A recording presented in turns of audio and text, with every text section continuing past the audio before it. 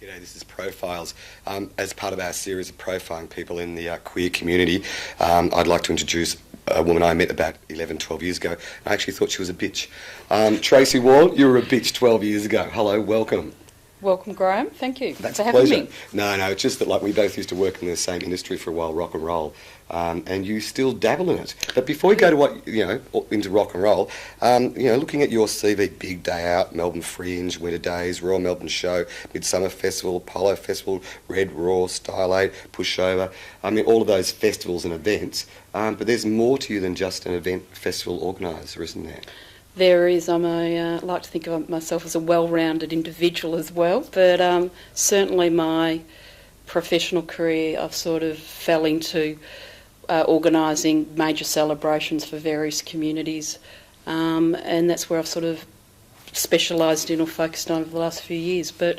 And certainly I enjoy that, and I do that both in a paid capacity and through my volunteer work, and it's how I got involved in organisations like Midsummer and the Victorian AIDS Council. But my background before that was in community development and working with communities, and that's where I met you when I was working working at the Push.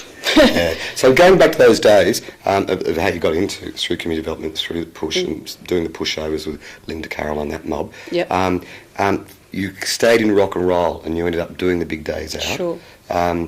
Is there a difference? I mean, that's an absurd question, but like working with the queer community to those filthy heterosexuals, that community in the events or the process? I think I suppose I can I divide this type of work I do in terms of the type of organisation, like profit or non-profit, i.e. money or no money, then as well as the content, which is rock and roll, or dance parties, it was dance party, cultural style aid, it was fashion. So there is difference. The main thing, I think, having come off doing 3 years at Also and doing something like 20 dance parties in a row, was that I got to work during the day rather than all night. So as I said, by the time I'd finished Big Day Out at 11 o'clock, we would have only actually been 1 hour into a dance party. So my body clock was, that was the major difference from that. But I think that the stuff with the queer community, and that is clearly it's the community I belong to, so the separation between work and personal politics and motivation isn't there, because you have a different care factor,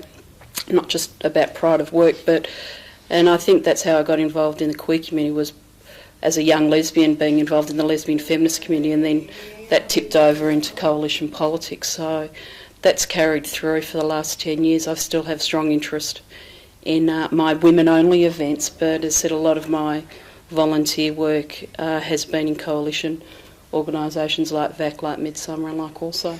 Going back to the separatist events, yep. Women-only events. Okay, so I call them separatists because we couldn't go. Half of the collective event couldn't go. We were just all outraged. Yes. The Caviar Club, Miss Wicked, that kind of stuff? Yeah, we back in the 80s, I was involved in groups, as I said, and they were collectives, like the Anti-Anzac Day Collective, which we can't say we racked up too many wins on that one, but women's dancers. I was involved with the Young Women's Housing Collective that lobbied what was then the state government to fund the first young women's refuge. Before that, strange it may seem, there was only mixed-sex refuges, so we were heavily involved in that, and typically after a hard day at the office, involved in collective meetings, people wanted to relax and unwind, so that's where the Caviar Club came into it and started running events in the first instance, giving the monies away to good causes, which were then, which is timely, like the big nurses' strike of the early 80s. Yep. We did fundraisers for them. We raised money to send work exchanges to Nicaragua to work on the coffee farms. we had lots of fantastic discussions about whether we should have, trained male childcare workers minding the kids. We offered childcare at our events. We met with disability groups to work out whether we should have had events upstairs or downstairs, and a lot of these things, now you just don't bother doing, which is a shame. But as I said back then, the events we ran were definitely an extension of our own activism and our own political consciousness, and we did actually use them to test all our theories out on it. It was great. And I think moving on from that, the Miss Wicked stuff was at a time where censorship and pornography was a huge debate. One of the really early gay conferences at La Trobe, and you might remember when that was, but I can't. 80. I remember there was a debate about the childcare debate.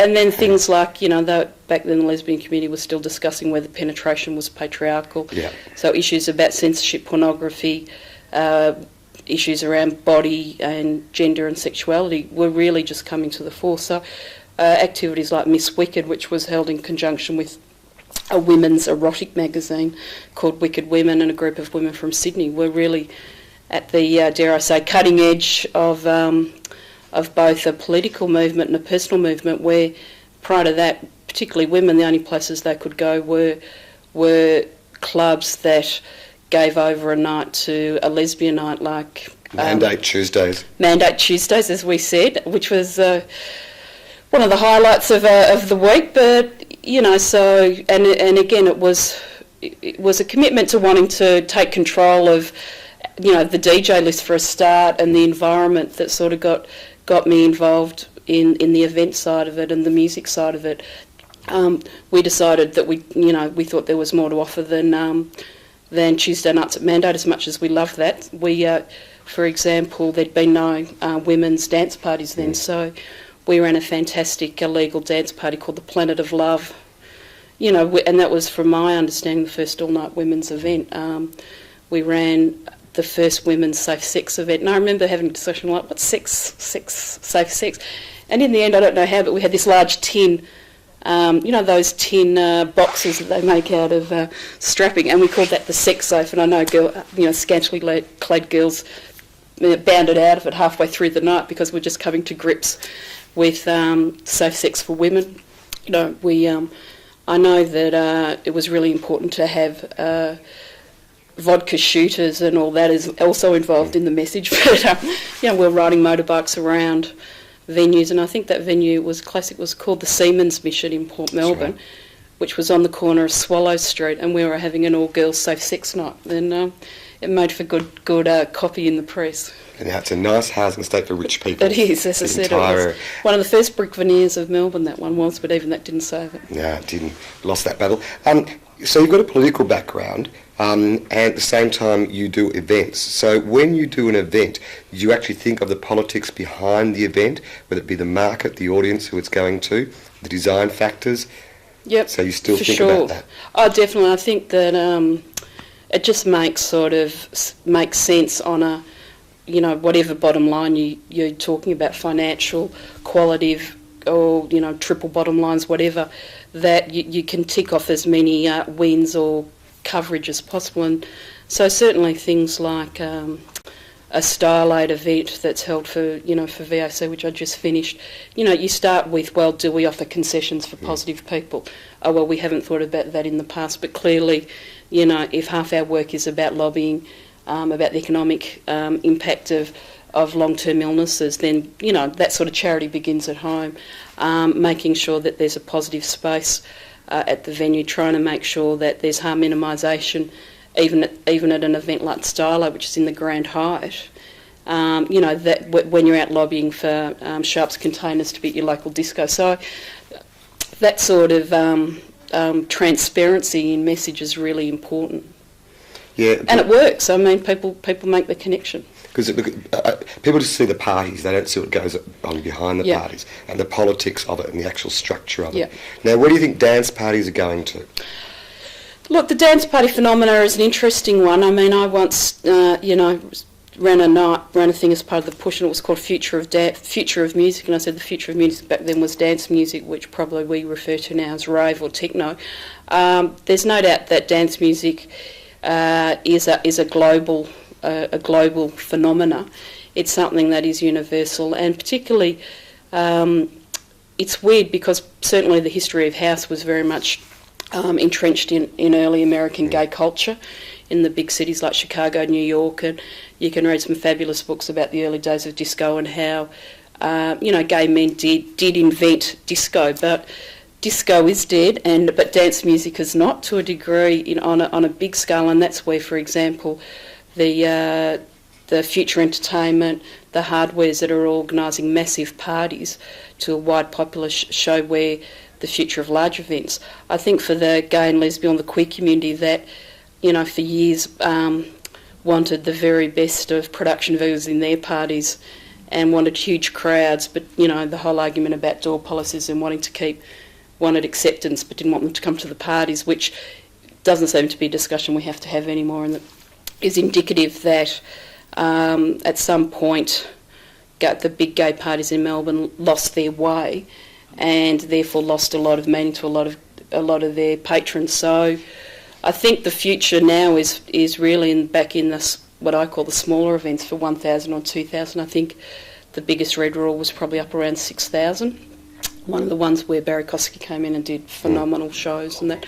But I think parties like Magnitude, some of the Girl Bar stuff, Redemption in Melbourne are all trying to find the new ground, and I think things like the Drag Kings and again like the reinvention of the Peel are all really positive signs that the scene is still out there and exists, and thank God, because I think for a long time I was wondering where the next generation of young lesbians were. I mean, and finally I went to the Glass House, and there they were all. It was a bit of a relief. I thought I might have been last of a breed there, and still having to shake the disco flag at 40.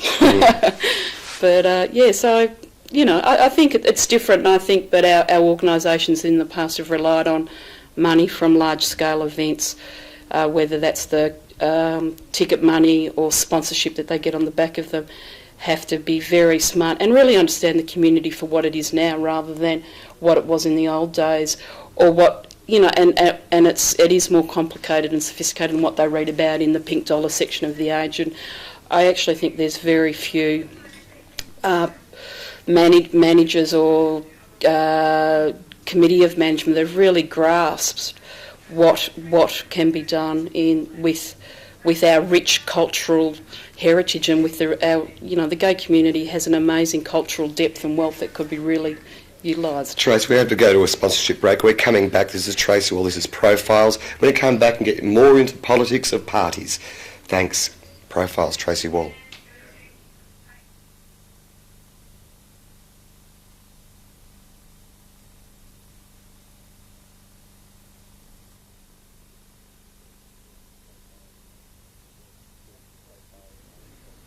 G'day, this is Profiles, and I'm with Tracey Wall. Trace, we were talking about the politics, and we kind of got onto, in the break, on S11 and M1 slightly. And you mentioned this comment about people think politics is dirty, they don't realise. Tell the audience. Oh, look, I think politics is a great, if you're purely cynical, like I think some of the most successful events and major celebrations have been driven on politics. You look at the Love Parade and all that, and Earth Corps on a local thing, that they all have their roots in some sort of morality or alternative morality. And I think certainly that was why we started partying in the gay and lesbian community back then, was a celebration of survival and a sort of a statement about our own self-worth and all that. So I think that certainly, the only times I hear the word scene is when I come to Beat TV, because it's just not something, I suppose I've been so entrenched in community that I don't see the separation between community, which is loaded with politics and social opportunities, whereas, people that refer to the scene sometimes see that as devoid of politics, and it's, regardless of what language you use, one is still run on the other and vice versa. There would be no scene without a community impetus behind it, and there'd be no... and the scene is a really important part of the community, whereas you get people that sort of, try and sit too far on the fence that way or that way and think never the twain shall meet. And the most successful movements are the ones that do engage people on all levels, including the political, the personal, the social. And I think that's whether you agree with the sentiments of the protest or the activists that are forming around internationalism, like the World Bank and the World Trade Organisation, there's no doubt that they're being really effective because they've tapped into people's concerns on a range of levels. And I think some of the most successful campaigns or when the gay movement was that a gay movement, it was for the same reason. So, I'm all for activism rather than, say, consumerism. And I mean, that's a central tenet that I suppose they're trying to push. No, look, I think it's great. I just think the audience, or the so-called community, the scene, need to be more aware of what's involved, in how integral we are, all of us, as part of the overall view. Absolutely. Now, you had some shit's gone down in your life, and you become a mother. I did. I don't know how much you want to talk about this stuff. Oh, yeah, no, just as I said, my sister died suddenly and tragically, and I was thrust into parenthood without having to go to lesbian parent groups in Northcote to discuss IVF. I had my nephew Adam, I should send a cheerio to. Yeah, he's a nice kid. Was 7, he's 10 now, so that's been great. That's been like that will turn into that lifelong project, and it's not something it's not something that foreign to me. I'd always talked about the possibilities of having children and just never gotten around to it. So. It's been an absolute, out of very tragic circumstances, it's been an amazingly positive thing. And, once I got over feeling guilty about, having something, there was an element of guilt, like enjoying something so much out of something so terrible. But having worked through that, it's a sheer joy. It's fantastic. So has that changed you in any way, like looking at the scene now, having a kid? No, I eat more mashed potatoes than I ever have. And... it's certainly, I like to think that I was always motivated about a wider consciousness about community and public safety and standards, so all of a sudden I haven't turned into some sort of, crazy local parent sort of group member. But I think that, no, Adam, as I said, Adam copes very well with an alternative family structure. He's, at the age of 7, he's still very malleable, so we've been moulding him to our great effect, Susie, my partner, and I. And I'm joking, really, but he's coped really well. The community actually has been quite refreshing, because certainly at the local school, pamphlets come back to parents and guardians and not just to mums and dads. And we recently had to do a family autobiographical, big family tree. So, we did the family tree, and then we sort of had to do a dash line because Anna moved from there over to us. And then we discussed alternative families, like extended families, say in the Koori community. And then he was cloning his Digimon, and so the cloning family would be, and then the IVF and the tube. So it was quite refreshing that to know that actually society has moved a little bit. And I'm not, as I said, I'm sort of looking slightly trepidatious about his teenage years with all that rampant testosterone going through his system, but it's been great. He really enjoys an event, and as I said, he's a great little helper. And again, I've been able, I think, as I said, I'm 37 now, so I was already 34. That it was quite easy to incorporate him into the lifestyle, because although my mother, I don't think, realised at the time I hadn't, wasn't totally sort of, staying out 4 nights a week all night like yourself, still growing. But my activity had already started winding down of its own accord, so it's been great. Look, I only do it because the collective at Bank TV want me to go out. Someone's got to be out there researching. Absolutely. And, keeping their fingers on the tab. No, shut up, you lot, right now. New mediums, the community groups. Yep. Some groups are moving, some aren't. Yep. What do you think's making the groups in the community progress? And name them too while you're at it. Look, as I said, it's in this century or this millennium so far, if you had to pick the winners and the success stories, you'd pick Bent TV in its current form. I still don't think Sydney has version of No. Bent, so that's got to be good. You'd be looking at Joy as being another really success story for what they've done in that sort of, I suppose, the area of the community that I've focused in, which has been that sort of cultural pursuit. Midsummer has been very successful, and hopefully we'll be able to continue that success without me. Oh, don't be sorry. They won't make it. I'm sure they were. Said there's some really, there's been some, they've covered an amazing amount of ground in some short time. I think some of our old bastions, like Also, are struggling.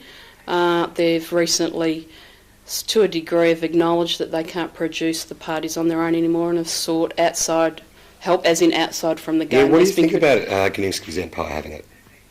Personally, because there was no discussion either with members, I'm a member of Also, have been for a long time, there was certainly no discussion in papers about it. You wouldn't know what the merits or otherwise were because there is no detail, I think, and for that reason alone I'm highly cynical of it.